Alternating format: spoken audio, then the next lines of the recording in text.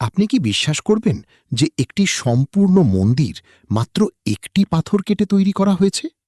আর সেটাও হাজার হাজার বছর আগে, যখন না ছিল কোনো মেশিন, না ছিল আধুনিক প্রযুক্তি।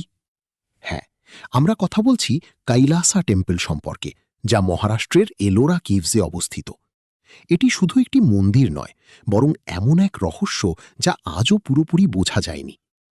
সবচেয়ে আশ্চর্যের বিষয় হল, এই মন্দিরটি আলাদা আলাদা পাথর জোড়া দিয়ে তৈরি করা হয়নি, বরং একটি বিশাল পাথরকে ওপর থেকে নিচ পর্যন্ত কেটে তৈরি করা হয়েছে। অর্থাৎ আপনি যে পাহাড়টি দেখছেন, সেই পাহাড়ের ভিতর থেকেই এই পুরো মন্দিরটি বের করে আনা হয়েছে।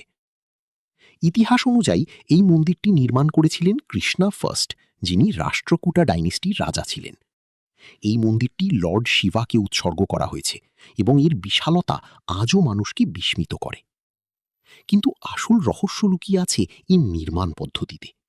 কারণ এই মন্দিরটি তৈরি করতে কারিগররা ওপর থেকে নিচের দিকে খনন কাজ শুরু করেছিলেন।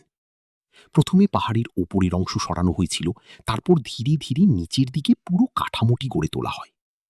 এই পদ্ধতিটি এতটাই জটিল ছিল যে যদি একটি ছোট ভুলও হতো, তাহলে পুরো মন্দিরটি নষ্ট হয়ে যেতে পারত। বিজ্ঞানীদের অনুমান অনুযায়ী এই নির্মাণে প্রায় 4 লক্ষ টন পাথর সরানো হয়েছিল। এখন ভাবুন, কোনো মেশিন ছাড়াই, আধুনিক যন্ত্রপাতি ছাড়াই এত বড় কাজ কিভাবে সম্ভব হলো? ভাবুন তো, হাজার হাজার বছর আগে, যখন না ছিল কোনো ক্রেন, না ছিল কোনো ড্রিল মেশিন, না ছিল আধুনিক প্রযুক্তি, তবুও মানুষ একটি পুরো পাহাড় কেটে এমন একটি মন্দির তৈরি করেছিল যা আজও দেখে ইঞ্জিনিয়াররা অবাক হয়ে যান।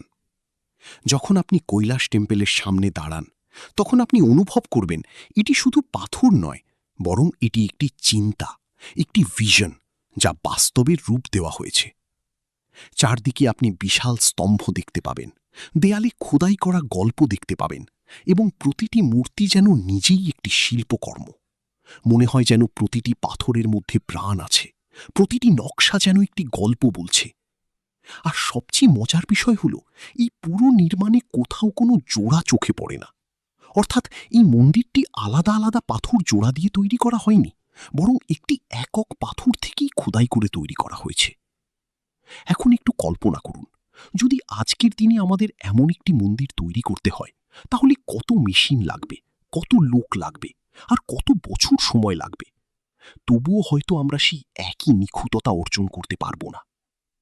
এই কারণেই অনেক বিশেষজ্ঞ মনে করেন সেই সময়ের কারিগরদের অসাধারণ দক্ষতা ছিল, এবং হয়তো এমন কিছু প্রযুক্তিও ছিল যার জ্ঞান সময়ের সাথে হারিয়ে গেছে।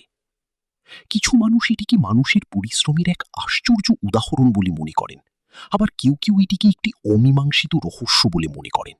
Before we move on, don't forget to like this video and subscribe. It really helps the channel grow.